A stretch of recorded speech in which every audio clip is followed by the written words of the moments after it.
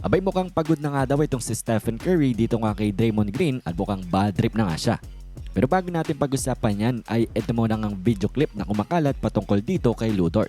Well, I think alam niyo naman ang nangyari between him at kay Nikola Jokic kung saan marami ngang tumawag sa kanya na siya ay very dirty player nang dahil nga sa kanyang intentional nga daw na ginawa dito sa 3-time MVP na si Jokic.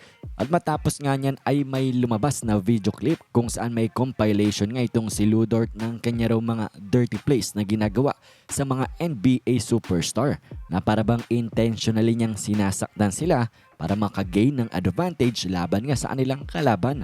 At ito nga video clip na ito na lagpas 1 minute kung saan itong si Lu Dort ay makikita nga natin na making hindi nga magagandang plays sa kanyang mga kalaban kung saan parang ang very intentional ang kanyang ginagawa sa kanila.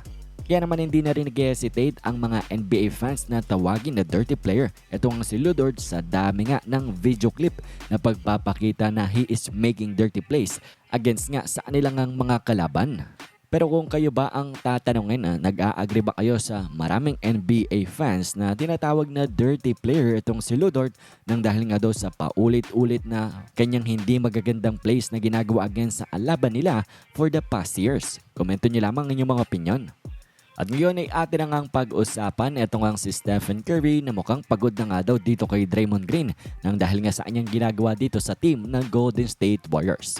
And actually ito, panoorin muna natin ang video clip na naging rason ng pagsabi ng maraming fans, mostly Warriors fans, na pagod na itong si Steph kay Draymond. Silipin natin ito.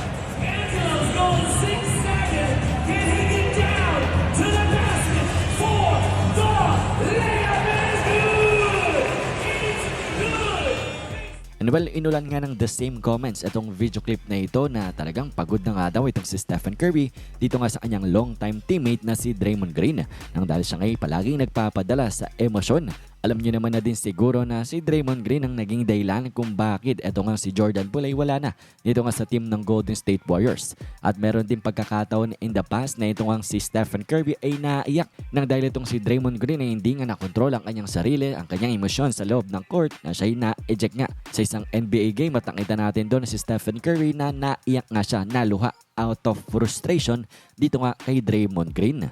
So parang posible nga talaga na sa video clip na ito ay pagpapakita that Stephen Curry is indeed tired sa mga ganitong klaseng aksyon ni Draymond Green na sometimes ay hindi niya na nakokontrol ang kanyang sarili na nakakaapekto nga sa kanilang buong team at hindi yan sa magandang paraan.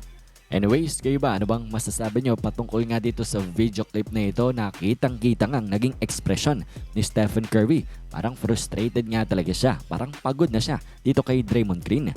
Komento nyo lamang ang inyong mga opinion sa ating comment section.